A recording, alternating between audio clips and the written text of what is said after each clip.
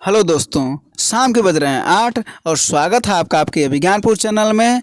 आज हम आपको एसएससी जीडी का प्रैक्टिस सेट 1 कराने जा रहे हैं। प्रैक्टिस सेट 1 का जो पहला क्वेश्चन आपकी स्क्रीन पर वो क्या है कि निम्नलिखित में से भारत का तोता किसे कहा जाता है। कभी कभी क्वेश्चन पूछता है तूतीय हिंद किसे कहा जाता है, तो वो है अमीर खुसरो। अमीर खुसरो को भारत का तोता या तूतीय हिंद कहा जाता है। और शाह सल्तनत देखने वाला अगर कभी क्वेश्चन पूछा तो वो भी अमीर खुसरो। आपका ऑप्शन नंबर दूसरा। क्वेश्चन नंबर दूसरा है आपके स्क्रीन पर, भारत के कितने राज्य नेपाल के साथ सीमा साझा करते हैं। तो कितने राज्य नेपाल के साथ सीमा साझा करते हैं, वो है 5। और कौन कौन से? उत्तराखंड, उत्तर प्रदेश, बिहार, पश्चिम बंगाल और सिक्किम। तो आपका जो ऑप्शन नंबर चौथा होगा वो करेक्ट होगा। आपका जो क्वेश्चन नंबर तीसरा है, कह रहा है कि डायोप्टर किसकी इकाई है। तो आप सभी लोग जानते होंगे कि डायोप्टर किसकी इकाई है, लेंस की क्षमता का। बिल्कुल सही है। और आप जानते होंगे कि लेंस की जो क्षमता P बराबर होती है 1/F। तो ये आप फार्मूला भी आप याद रख सकते हैं कि P बराबर 1/F, यानी जो लेंस की क्षमता होती है वो फोकस दूरी, F जो होता है फोकस दूरी होता है, और फोकस दूरी के व्युत्क्रम के बराबर होती है। तो आपका ऑप्शन नंबर पहला। जो आपका चौथा क्वेश्चन है कि निम्नलिखित में से कौन सा एलपीजी का प्रमुख घटक है। तो एलपीजी मतलब आप समझते होंगे कि लिक्विफाइड पेट्रोलियम गैस। इसके जो मिश्रण है वो होता है एथेन, प्रोपेन और ब्यूटेन। लेकिन मुख्य घटक की बात किया जाए तो वो आपका होगा ब्यूटेन। वहीं पर अगर बात किया जाए कि प्राकृतिक गैस का मुख्य घटक क्या होगा, तो वो आपका होगा मीथेन। तो आपका जो क्वेश्चन क्या था कि एलपीजी का मुख्य घटक क्या होगा, तो वो है ब्यूटेन। आपका ऑप्शन नंबर चौथा। जो अगला क्वेश्चन है कि द वेल्थ ऑफ नेशन पुस्तक के लेखक निम्नलिखित में से कौन हैं। तो वो हैं आपके एडम स्मिथ। और इसका प्रकाशन कब हुआ था? 1776 में इसका प्रकाशन हुआ था। ये स्कॉटलैंड के हैं। और आप लोग सभी लोग जानते भी होंगे कि एडम स्मिथ को अर्थशास्त्र का जनक भी माना जाता है। और इस किताब का जो पूरा नाम है वो जानते हैं क्या है?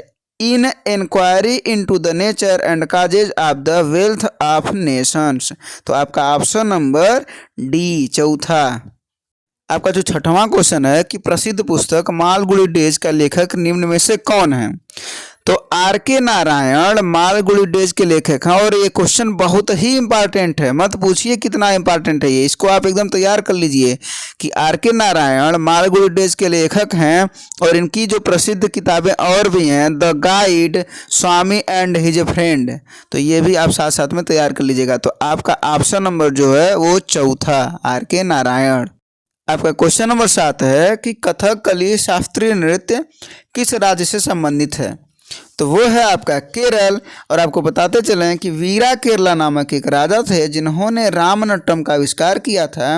और उसी रामनट्टम का बदला हुआ या विकसित रूप आप कह सकते हैं कि कथकली है। तो जो आपका ऑप्शन नंबर 1 सही होगा, केरल। क्वेश्चन नंबर आपका 8 है कि वेदों की ओर लौटो का नारा किसने दिया था। तो दयानंद सरस्वती ने वेदों की ओर लौटो का नारा दिया था। अच्छा, दयानंद सरस्वती ने आर्य समाज की स्थापना की थी। कब की थी? 1875 में। कहाँ की थी? बम्बई में। और 1877 में जो इसका मुख्यालय वो लाहौर में बनाया गया था। और इनकी एक प्रसिद्ध पुस्तक है सत्यार्थ प्रकाश। और इन्हें भारत का मार्टिन लूथर भी कहा जाता है। तो आपका जो क्वेश्चन था कि वेदों की ओर लौटो का नारा किसने दिया था, तो दयानंद सरस्वती, ऑप्शन नंबर दूसरा। आपका क्वेश्चन नंबर 9 है, हाल ही में किस राज्य में वन स्कूल वन आईएएस योजना शुरू की गई। तो वो है आपका केरल। और केरल के राज्यपाल आरिफ मोहम्मद खान ने आर्थिक रूप से जो कमजोर छात्र थे उन्हीं के प्रशासनिक सेवा और अन्य प्रतियोगी परीक्षाओं की तैयारी कर सकें मुफ्त में, उसी के लिए वन स्कूल वन आईएएस योजना शुरू की गई है। तो जो आपका उत्तर होगा केरल, ऑप्शन नंबर दूसरा।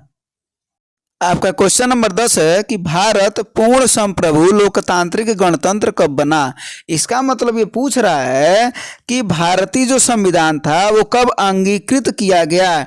तो वो अंगीकृत किया गया 26 नवंबर 1949 को। लेकिन अगर पूछता कि लागू कब किया गया, तो 26 जनवरी 1950 को ये लागू किया गया। और आपको पता होगा कि 26 नवंबर को संविधान दिवस भी मनाया जाता है। तो आपका जो क्वेश्चन का उत्तर होगा वो होगा 26 नवंबर 1949, ऑप्शन नंबर चौथा। क्वेश्चन नंबर 11 है आपका, फरवरी 2021 में भारत और अमेरिका की सेनाओं के बीच संयुक्त सैन्य अभ्यास युद्ध अभ्यास 2020 कहाँ आयोजित हुआ है? तो ये आयोजित हुआ है राजस्थान में। और अगर पूछा कि राजस्थान की किस जगह में, तो महाजन फील्ड फायरिंग रेंज बीकानेर। और ये क्वेश्चन पूछता है कि युद्ध अभ्यास किसके किसके बीच होता है, तो आप याद रखे रहेगा भारत और अमेरिका। तो इसका जो उत्तर होगा वो आपका होगा राजस्थान, ऑप्शन नंबर चौथा। क्वेश्चन नंबर 12 है आपका कि कांग्रेस की पहली महिला अध्यक्ष कौन थी? तो वो थी श्रीमती एनी बेसेंट। कब बनाया गया था इन्हें? 1917 में। और कहाँ बनाया गया था? कलकत्ता में। तो आपका जो ऑप्शन नंबर 1 होगा श्रीमती एनी बेसेंट, वो सही होगा। और अगर ये पूछा कि कांग्रेस की स्थापना कब हुई थी, तो 1885 में एओ ह्यूम ने की थी। अगला क्वेश्चन है कि हाल ही में किसने राष्ट्रीय सुरक्षा गार्ड एनएसजी के नए महानिदेशक के रूप में पदभार ग्रहण किया है? तो एनएसजी का मतलब होता है नेशनल सिक्योरिटी गार्ड, और इसके जो महानिदेशक बनाए गए हैं वो बनाए गए हैं एम.ए. गणपति। और ये 2024 तक कार्यकाल इनका रहेगा। तो ऑप्शन नंबर आपका तीसरा एम.ए. गणपति। आपका क्वेश्चन नंबर 14 है कि भारत का राष्ट्रपति किसका एक अभिन्न भाग है? तो आपको पता होगा कि संसद का यह अभिन्न भाग है। अनुच्छेद 79 में ये वर्णित है कि संघ के लिए एक संसद होगा, और जो राष्ट्रपति और दोनों सदनों से मिलकर के बनेगा। और जो दोनों सदन होंगे उनके जो नाम होगा वो राज्यसभा और लोकसभा। तो भारत का राष्ट्रपति किसका अभिन्न भाग हुआ? वो होगा संसद का, option number A. Question number 15 है आपका, हाल ही में मध्य प्रदेश सरकार द्वारा किस शहर का नाम बदलकर नर्मदापुरम रखने की घोषणा की गई? तो वो है होशंगाबाद। होशंगाबाद का नाम अब नर्मदापुरम रखा गया है। और जानते हैं ये मध्य प्रदेश सरकार द्वारा ये घोषणा नर्मदा जयंती कार्यक्रम के दौरान की गई है। और आपको एक एक्स्ट्रा फैक्ट बताते चले हम कि नर्मदा बचाओ आंदोलन से संबंधित कौन थे? तो वो कौन? मेधा पाटेकर। याद रखिएगा, इंपॉर्टेंट क्वेश्चन है। नंबर 16 है आपका कि भारत के राष्ट्रीय ध्वज में बने अशोक चक्र में डंडों की संख्या कितनी है? डंडों की संख्या अर्थात तिल्लों की संख्या पूछ रहा। तो हम आपको बताते चलें कि भारत का जो राष्ट्रीय ध्वज है वो 3 रंग है, केसरिया, सफेद और हरा। और इसकी लंबाई और चौड़ाई का अनुपात पूछे तो 3:2 है। और सफेद पट्टी के मध्य में गहरे नीले रंग की 24 तिल्लियों वाला अशोक चक्र है। तो टोटल कितनी तिल्लियां हुई? 24 तिल्लियां। और अगर ये पूछा कहाँ से लिया गया है, तो सारनाथ वाराणसी के अशोक स्तंभ से लिया गया है। तो ऑप्शन नंबर आपका तीसरा होगा 24। नंबर 17 है आपका कि निम्नलिखित में से कौन सा देश सार्क का सदस्य नहीं है? तो आपको बताते चले हम कि सार्क क्या है? एक दक्षिण एशियाई देशों का क्षेत्रीय संगठन है। इसकी स्थापना 1985 में हुई थी। और इसका जो मुख्यालय है वो कहाँ है? काठमांडू में, नेपाल की राजधानी है। और जो इसमें देश हैं वो आपको बताते चलें कि बांग्लादेश, भूटान, भारत, मालदीव, नेपाल, पाकिस्तान, श्रीलंका और बाद में अफगानिस्तान को भी शामिल कर लिया गया है। तो आपको जो उत्तर होगा वो सिंगापुर, वो नहीं है। तो आपका ऑप्शन नंबर तीसरा। क्वेश्चन नंबर 18 है कि डीएनए परीक्षण विकसित किया गया था किसके द्वारा? तो ये किया गया था डॉक्टर एलेक जेफरी द्वारा। और इन्होंने डीएनए फिंगरप्रिंटिंग और डीएनए परीक्षण तकनीकी को विकास किया। और इसका उपयोग कहाँ किया जाता है? पुलिस द्वारा जासूसी कार्यों में, अपराधियों को पहचानने में, माता पिता को पहचानने में, चोर को पहचानने में, इत्यादि चीज़ों में पहचानने के लिए इसका प्रयोग किया जाता है। तो आपका जो उत्तर होगा वो डॉक्टर एलेक जेफरी द्वारा डीएनए का परीक्षण, ऑप्शन नंबर 1। क्वेश्चन नंबर 19 है कि निम्नलिखित में से किसी एक प्राणी को किसान मित्र कहा जाता है? सबको पता होगा आप सभी को कि केचुआ को कहा जाता है किसान मित्र। क्यों? क्योंकि मृदा का चालन करके उसे उपजाऊ बनाता है। तो आपका जो उत्तर होगा केचुआ, ऑप्शन नंबर दूसरा। और हाँ दोस्तों, लगे रहिए एकदम, आपका सिलेक्शन होगा इस बार। आपका क्वेश्चन नंबर 20 है, यूएस ओपन 2021 पुरुष एकल में विजेता कौन है? तो वो है डेनियल मेदवेदेव। लेकिन अगर पूछता कि नोवाक जोकोविच ने कौन कौन सा जीता, तो आपको बता दें कि ऑस्ट्रेलियन ओपन, फ्रेंच ओपन और विंबलडन तीनों नोवाक जोकोविच ने जीता है। और डेनियल मेदवेदेव ने यूएस ओपन 2021 जीता है। तो आपका ऑप्शन नंबर चौथा वो सही होगा। क्वेश्चन नंबर 21 है आपका, 7 मार्च 2021 को 66वें फिल्म फेयर अवार्ड 2021 की घोषणा की गई। किसे सर्वश्रेष्ठ निर्देशक का पुरस्कार प्रदान किया गया? तो वो हैं ओम राउत, जिन्होंने तानाजी द अनसंग वॉरियर का निर्देशन किया था। और इसके अभिनेता हैं अजय देवगन। तो आपका ऑप्शन नंबर चौथा ओम राउत। क्वेश्चन नंबर 22 है आपका कि विश्वव्यापी महान मंदी किस वर्ष आई थी? तो वो आई थी 1929 में। लेकिन अगर ये पूछता कि अत्यधिक मंदी किस काल में, काल की अगर बात करता, तो वो 1929 से 1934। लेकिन आपका पूछा गया था कि विश्वव्यापी महान मंदी किस वर्ष आई थी, तो वो है 1929, ऑप्शन नंबर दूसरा।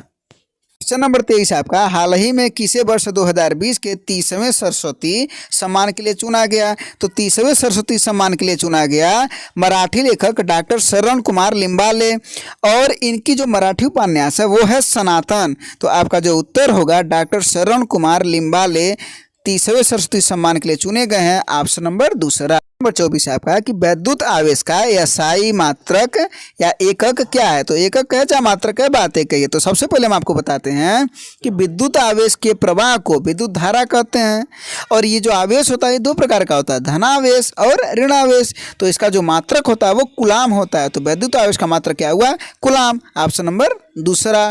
क्वेश्चन नंबर 25 है और लास्ट क्वेश्चन आपका है, ग्रीन हाउस प्रभाव का कारण क्या है? तो ग्रीन हाउस प्रभाव का कारण क्या है?